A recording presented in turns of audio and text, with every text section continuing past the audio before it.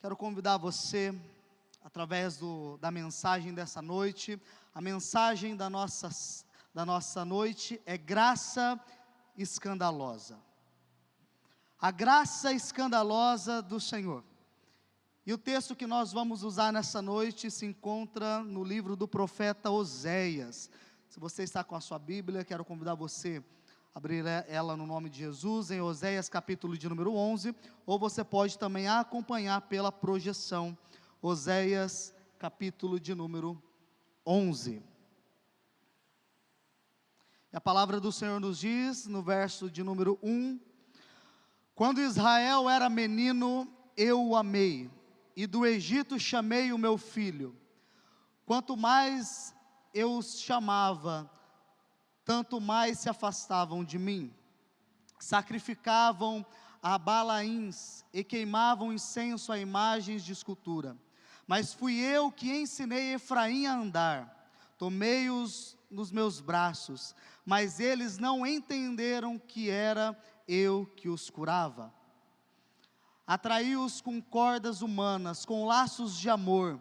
Fui para eles como quem alivia o jugo, e sobre o pescoço, e me inclinei para dar-lhes de comer.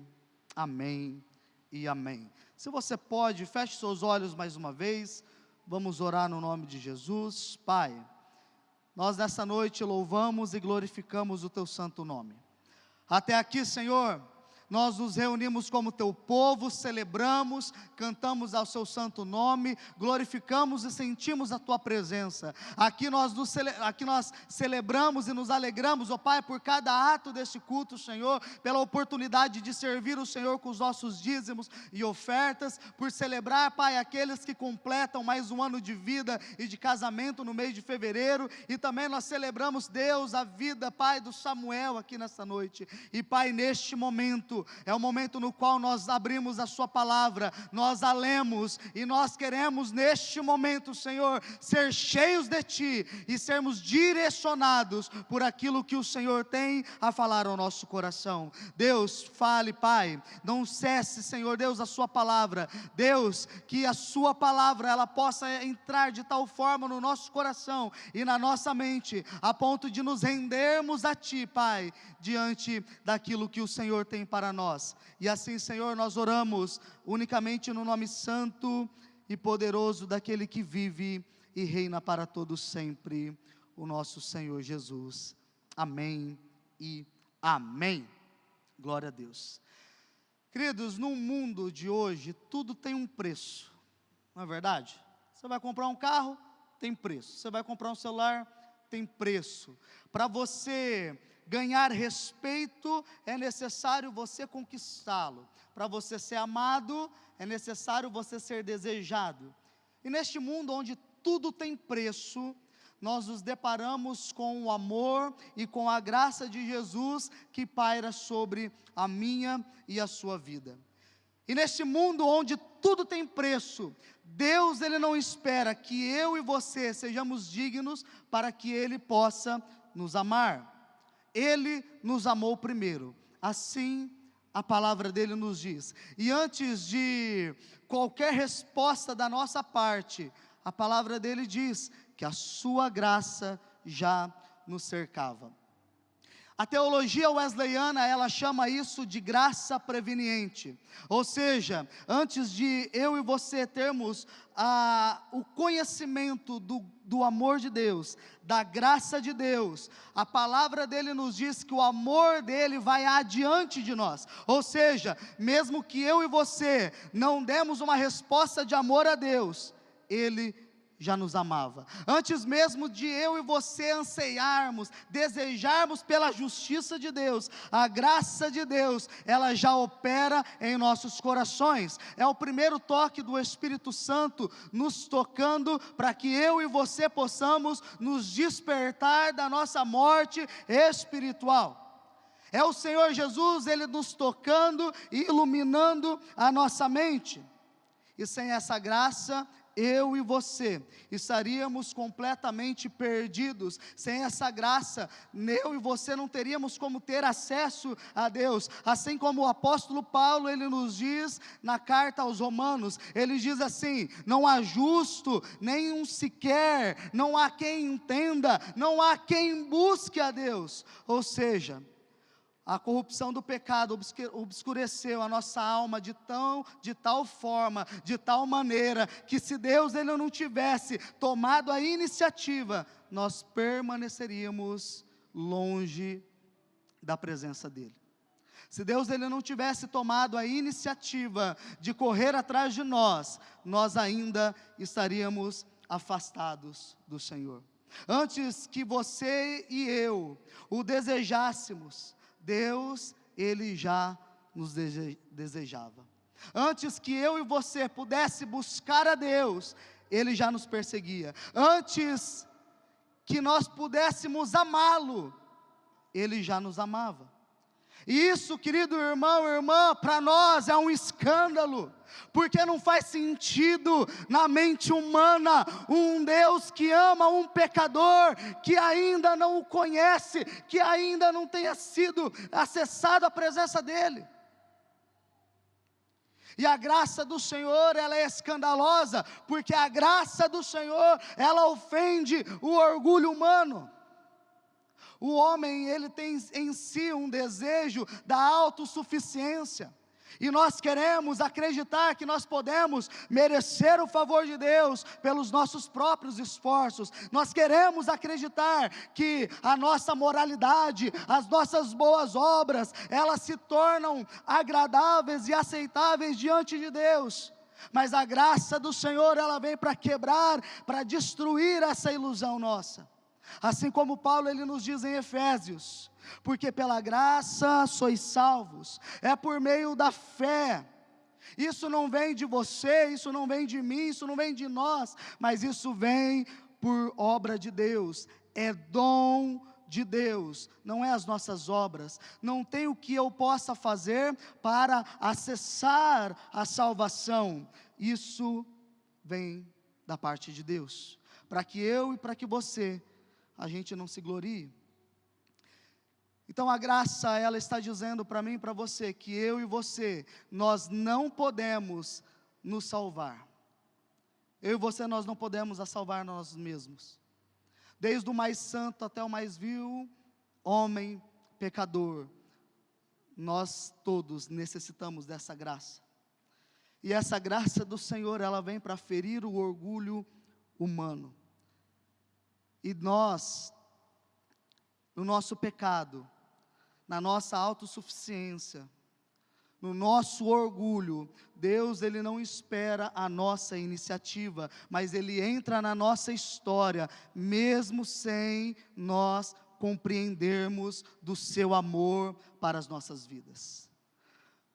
O profeta Oséias, ele profetizou no reino do norte, durante um período de grande infidelidade do povo do Senhor. Por volta do século 8 a.C., o povo estava afastado da presença do Senhor, eles estavam procurando alianças políticas, eles estavam procurando servir, a sacrificar a outros deuses. E neste capítulo que nós lemos, no capítulo 11, Deus ele se apresenta para o povo como um pai amoroso que cuida de Israel, apesar da rebeldia do seu povo. E aqui eu quero chamar a sua atenção, meu irmão e minha irmã, para que nós possamos compreender que a graça escandalosa do Senhor, ela nos persegue mesmo quando nós estamos fugindo da presença do Senhor. Nos versículos que nós lemos, o Senhor ele diz: fui eu que ensinei Efraim a andar. O Senhor ensinou a andar, a guiar, como a imagem de um pai com o seu filho pequeno, ainda pequeno, que só sabe engatinhar, que não sabe andar ainda, mas aquela imagem que o pai ele coloca o filho em pé, e ele começa a se afastar do seu filho, e começa a estender as suas mãos, para que o filho ele começa então a caminhar, a dar os seus primeiros passos. E o Senhor, Ele continua falando, eu os tomei em meus braços. Aqui nós vemos uma expressão de ternura, uma expressão de carinho da parte do Senhor. Mas mesmo com todo esse amor, nós vemos que Israel, ele se afasta de Deus. Mesmo com todo esse amor, o povo se afasta de Deus. E a história do povo de Israel é a minha, é a sua história. Mesmo diante do amor de Deus, nós nos afastamos dele, assim como Paulo ele declara, mas Deus ele prova, ele demonstra do seu amor para conosco, quando Cristo morreu em favor de nós, dos nossos pecados, em favor de nós quando ainda éramos pecadores. Então o amor de Deus, ele não começa quando nós decidimos amá-lo, não, o amor já está lá, o Senhor ele já está nos chamando, assim como Adão e Eva no paraíso, depois deles terem pecado, depois deles terem desobedecido a Deus, Deus ele não espera que eles procurem Deus, não, mas Deus ele vai atrás de Adão, ele fala, Adão, onde você está? Eva, onde você está? Deus vai atrás. Deus ele vai atrás porque Ele ama, e a graça é isso para mim e para você. Deus ele nos dá graça, mas Deus ele nos dá a oportunidade de respondermos a essa graça. Deus ele demonstra do seu amor, mas Ele nos dá a escolha de responder ou não a esse amor. Isso nos leva também ao entendimento que a graça de Deus, ela age, ela nos atrai, mesmo quando eu e você resistimos a ela. No verso de número 4, Deus ele diz, eu os atraía com laços de amor. Preste atenção, laços de amor, com cordas de ternura.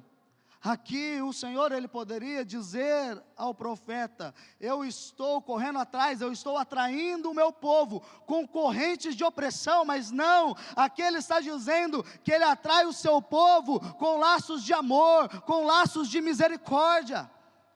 A graça de Deus, ela nos atrai de forma sutil, mas de forma constante. E John Wesley, ele vai dizer que essa graça, ela trabalha na nossa vida, a graça preveniente, ela trabalha na nossa vida, até a nossa conversão. É ela que prepara o nosso coração, para que eu e você possamos responder ao Evangelho. É a graça de Deus que nos direciona, até eu e você podermos responder ao chamado do Evangelho.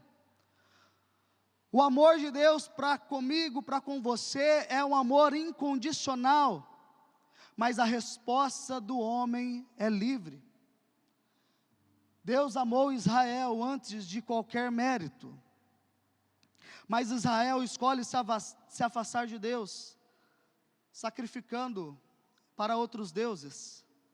Isso quebra a mentalidade de uma graça que é irresistível. Não, a graça do Senhor, ela não é irresistível, ela é irresistível, ela está sobre nós, mas cabe eu e você dar uma resposta, que queremos aceitar esse amor ou não.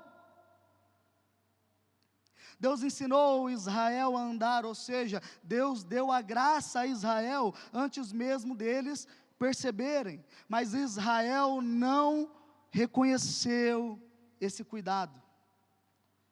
Isso, como eu disse, nos traz a imagem do ser humano caído, do ser humano que caminha por conta do pecado, e nós só podemos responder ao chamado do Senhor, a partir de quando nós somos iluminados por essa graça do Senhor Jesus.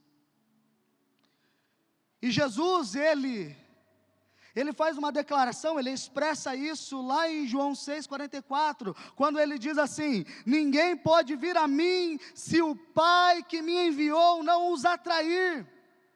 Deus Ele está chamando os pecadores para o arrependimento, mas parte de cada um de nós responder a esse chamado.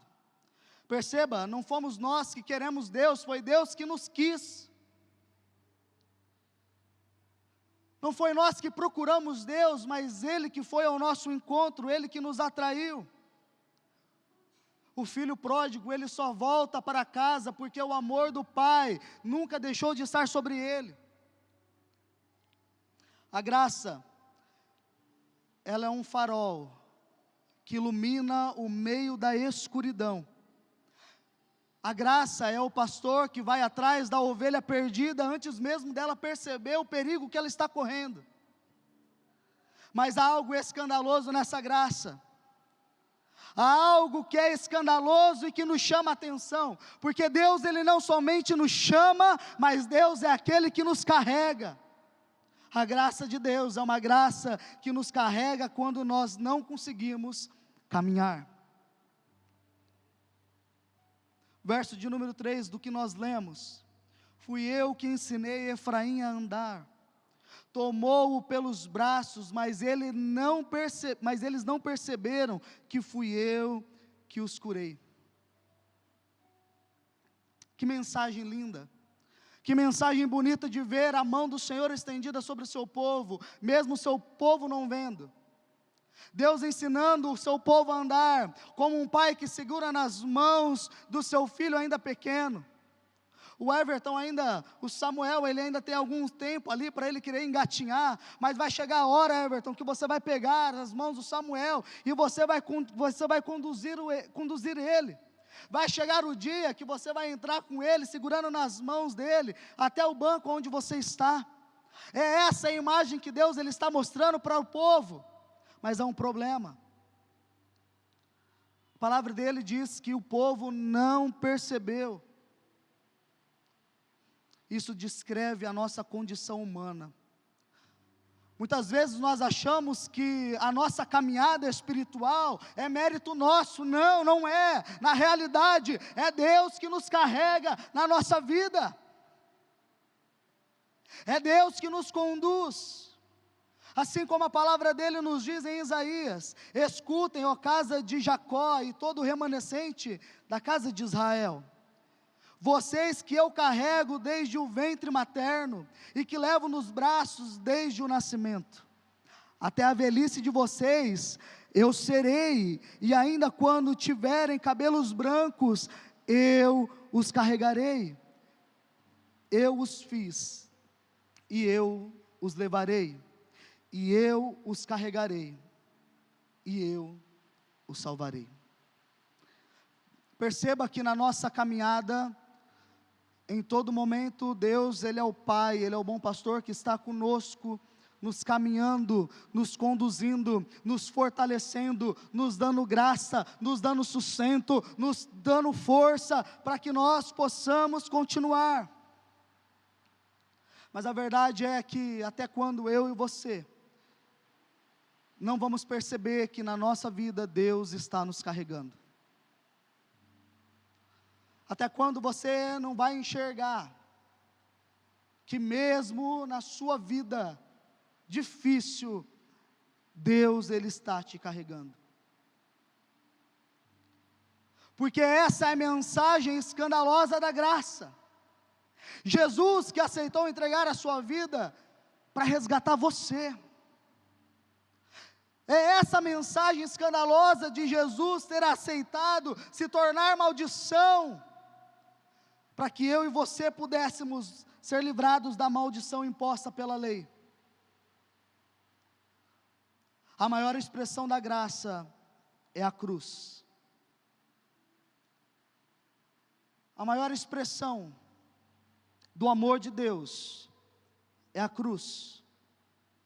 O amor que no Antigo Testamento perseguia o seu povo, mas que em Jesus Cristo encarna. E João ele expressa essa graça escandalosa dizendo: nisto consiste o amor, não que nós tenhamos amado Deus, não, mas Ele nos amou e enviou seu Filho como propriação dos nossos pecados. Se a graça é um pai ensinando o seu filho a andar, a cruz é o pai entrando na frente, se jogando no caminho do seu filho, para que ele não caia no abismo. Esse é o maior escândalo, de saber que Jesus, Ele entregou a sua vida, não somente por aqueles que o buscavam, mas por aqueles que ainda o rejeitaram. A graça escandalosa é nós olharmos para o ladrão da cruz, e ver que ele não teve tempo de mudar a sua vida, ele não deu tempo de testemunhar, ele não deu tempo de escrever uma nova história, não, mas o amor já estava lá, aguardando um único suspiro de fé, para recebê-lo no paraíso. Essa é a graça escandalosa de Jesus, que vem para quebrar a nossa religiosidade, de quem pode ou não ser alcançado pela graça do nosso Senhor.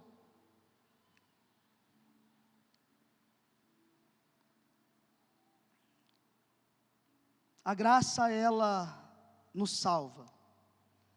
Por ela nós entendemos que nós não somos merecedores.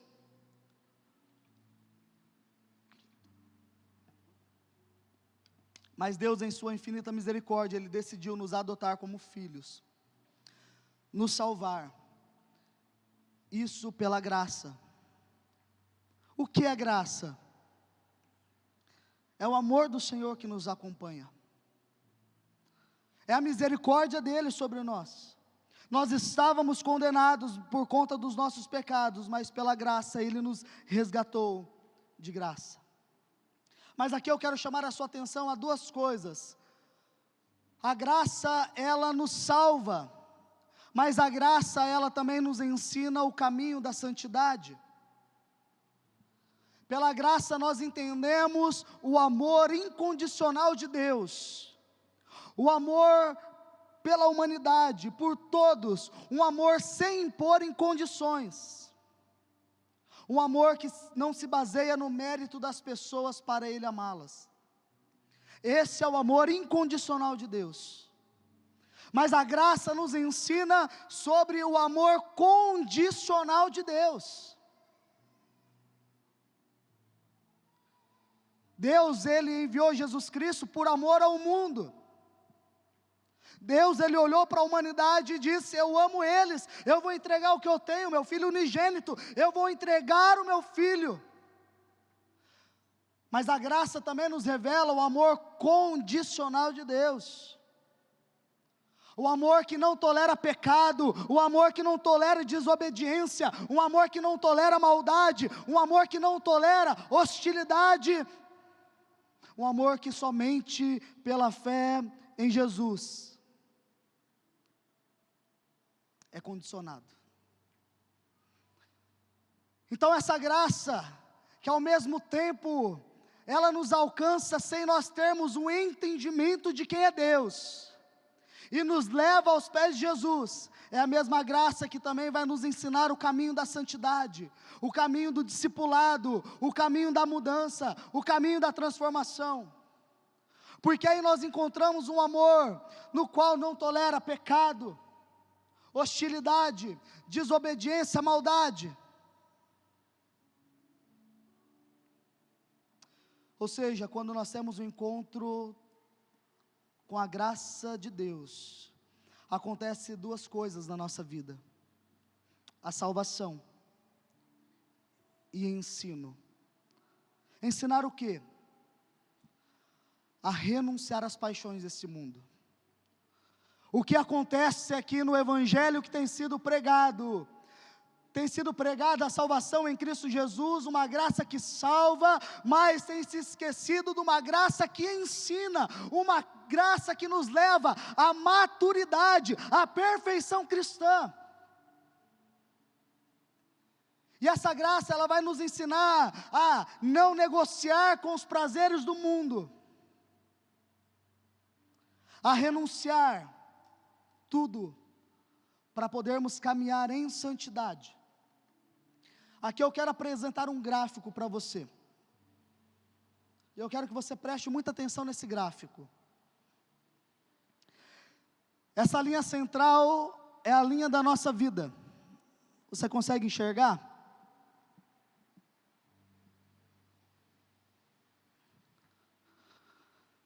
Aqui é quando nós não estamos convertidos, aqui é a vida que nós levamos sem aceitar Jesus. Da linha para cima convertido, ali para cima nós temos a perfeição, a maturidade cristã que nós encontramos em Jesus. Preste atenção, nós caminhamos ainda não convertidos, e nesse trilho, eu procuro ser um bom homem, eu respeito as pessoas, eu trabalho de forma digna, eu trabalho de forma honesta, eu procuro ter um bom casamento, eu procuro ser um excelente patrão, um excelente cidadão, eu pago minhas contas em dia, eu caminho bem em sociedade. Nesse gráfico nós encontramos até pessoas que ainda não se converteram, mas pessoas que estão na igreja. Há pessoas que estão na igreja que estão nesse gráfico, e eles estão caminhando dessa forma. São pessoas até generosas, doam um dízimo, dão oferta, faz obras sociais, chega o final do ano, contribui ainda mais com as obras sociais, com a igreja, está caminhando nessa perspectiva. Mas aí acontece, da pessoa estar chegando próximo ali de aceitar Jesus, e os desafios da vida começam a acontecer, e a pessoa ela começa a decair, mas a graça de Deus, ela já está agindo na vida da pessoa. A graça do Senhor, ela já está vindo, é o que dá forças para ela ultrapassar a linha e se converter a Jesus. Então, mesmo com os desafios, mesmo com o levante do diabo sobre a vida da pessoa, ela consegue graça e ela consegue então se converter a Jesus. Aí, a partir de ultrapassar essa linha, eu continuo sendo uma boa pessoa, eu continuo participando da igreja, eu me envolvo com o discipulado, eu continuo sendo um pai bom, um marido bom, mas agora eu vou rumo à maturidade cristã. O Wesley chamava de perfeição cristã, mas nós podemos entender a maturidade em Cristo. Então nós vamos caminhar com Jesus, até nós conseguirmos chegar na linha final. Então aqui no meu relacionamento com Jesus, eu vou buscando mais intimidade com Ele, eu vou lendo a Bíblia, eu vou tendo um relacionamento profundo com o Espírito Santo. Depois que eu passei pela linha do convertido, eu fui batizado, eu aceitei Jesus, e agora eu busco um relacionamento com Ele. Mas para chegar na maturidade ali em cima, parece que é tão difícil. Tem pessoas que não conseguem chegar naquela linha, mas há algo que chama justificação. Na justificação, Deus ele sempre vai nos olhar como se nós estivéssemos na linha lá de cima, embaixo do nome Jesus. Você consegue ver? Por conta da justificação que nós encontramos em Jesus, o olhar de Deus sempre vai ser como se nós estivéssemos alcançado a maturidade, mesmo se nós não alcançarmos. Mas pastor, e aquelas pessoas que morreram e não alcançaram a maturidade? Deus ainda as olha como alguém que buscava um relacionamento profundo na palavra. Esse é o gráfico da nossa vida quando nós aceitamos a Jesus. Por que que a santidade, por que que a graça ela nos leva no caminho da santidade? Porque nós precisamos amadurecer na nossa fé, assim como a ilustração que eu usei do bebê, igual o Samuel hoje, ele toma o leite de peito, daqui a pouco ele vai estar começando a comer alguns alimentos, depois os alimentos sólidos, ele vai começar a engatinhar, daqui a pouco ele vai começar a andar, e daqui a pouco ele vai começar a crescer, se desenvolver, a se tornar uma criança, um adolescente, um jovem, um homem. É esse caminho da santidade, esse é o caminho da maturidade cristã, que nós devemos percorrer na nossa vida como cristãos. E em todo esse processo, nós temos o Espírito Santo que está conosco, segurando a nossa mão, não deixando a gente cair. A graça de Deus, ela é a razão pela qual nós não queremos mais pecar. A graça de Deus é aquela voz, é o direcionamento do Espírito Santo quando nós pecamos, mas nós nos sentimos incomodados pelo nosso pecado, e então nós nos colocamos diante da presença do Senhor, e nos humilhamos por conta dos nossos pecados.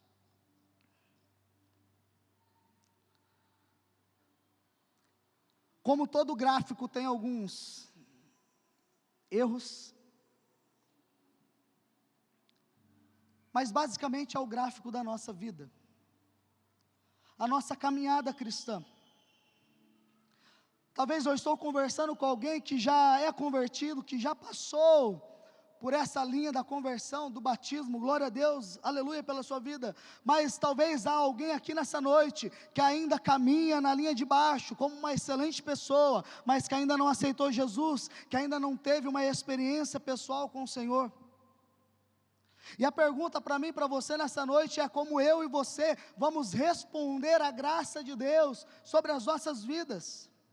Diante desse amor escandaloso, só há duas opções para mim e para você: resistir ou se render a esse amor que nos cerca, a esse amor que nos chama, a esse amor que nos atrai.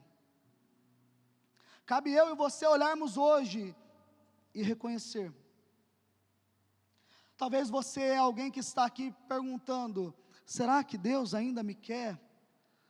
Talvez você começou uma caminhada e se afastou, e você está aqui hoje perguntando: será que Deus ainda me quer? Mas a resposta para você é que Deus, Ele nunca deixou de querer você. Sabe como que acaba Oséias 11?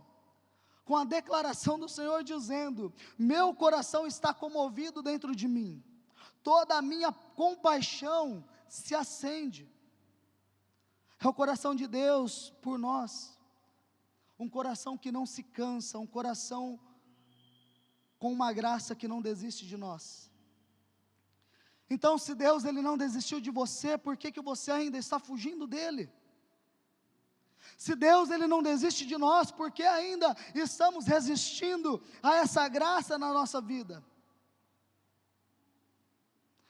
A graça de Deus, ela não apenas nos encontra onde nós estamos, mas a graça de Deus, ela nos leva a lugares que nós nunca poderíamos ir sozinhos.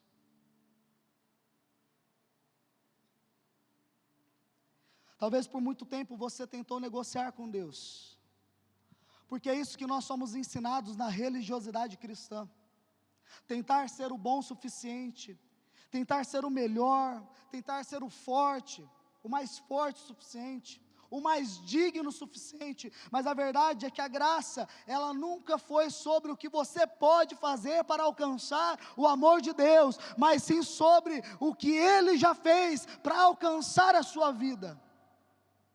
Essa é a graça escandalosa do Senhor, que amou Israel no deserto, a mesma graça que perseguiu o filho pródigo, quando ele estava no chiqueiro, a mesma graça que encontrou Pedro afundando no mar, a mesma graça que está sobre a minha e sobre a sua vida.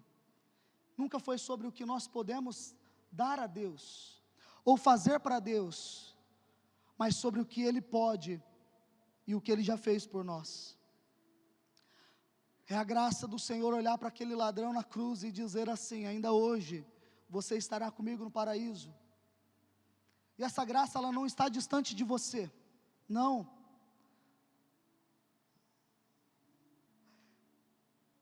Essa é a escandalosa graça do Senhor. A questão é que nós nos acostumamos a fugir, nós nos acostumamos a correr, a se esconder.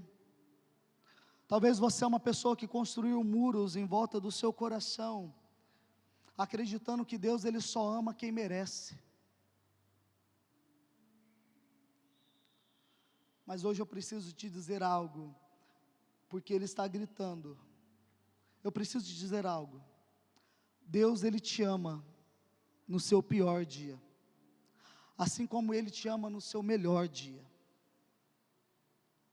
Essa graça, ela não vem com contrato. Deus, Ele não exige um currículo impecável, não.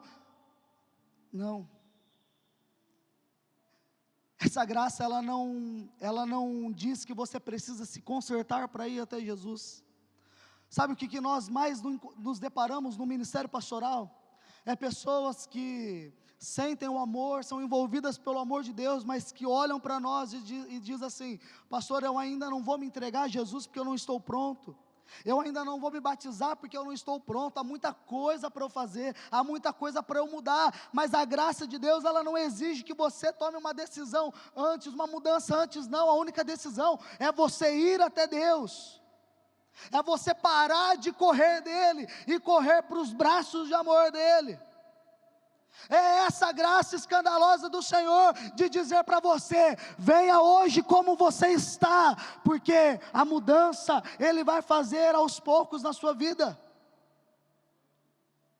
Sem a graça, sem o amor de Deus, é impossível nós temos o entendimento de pedir um perdão pelos nossos pecados. Sem a graça e o amor do Senhor, sem a misericórdia dEle, é impossível nós termos a consciência do que é o pecado, do que é uma vida sem o Senhor. É impossível. Por isso que a graça dEle já está sobre a sua vida. E o que você vai fazer? Talvez essa mensagem é para você hoje que está aqui. Você vai continuar fugindo?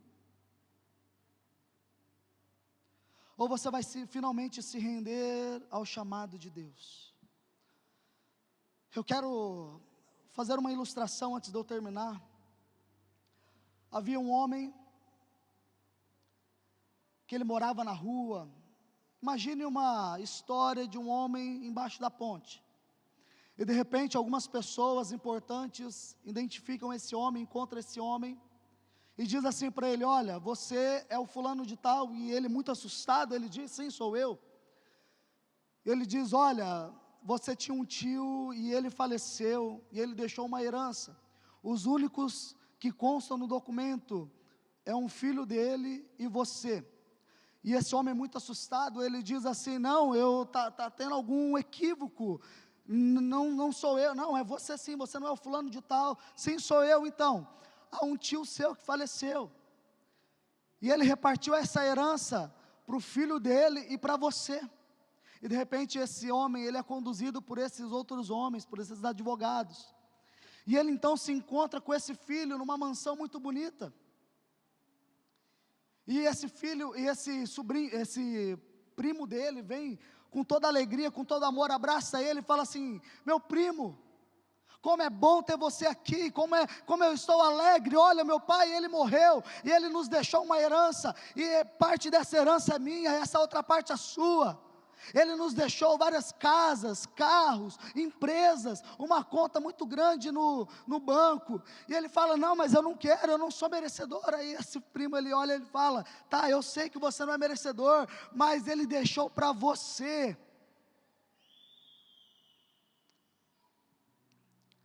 Essa é a história da nossa vida. Através de Jesus, eu e você, nós temos acesso à herança do Senhor. Paulo, ele vai dizer que através de Cristo nós somos co-herdeiros. Aquilo que o Senhor, Ele deixou para Cristo, e nós temos parte quando nós nos rendemos a Ele. Nós não podemos fazer nada, nós não fizemos nada, mas Ele está nos dando a oportunidade de nos rendermos a Ele. Seja quem for, seja o que você tenha feito, Ele só te convida a aceitar esse presente da graça. Jesus, Ele está te chamando, e a única resposta certa é você dizer: sim, Senhor, eu estou aqui.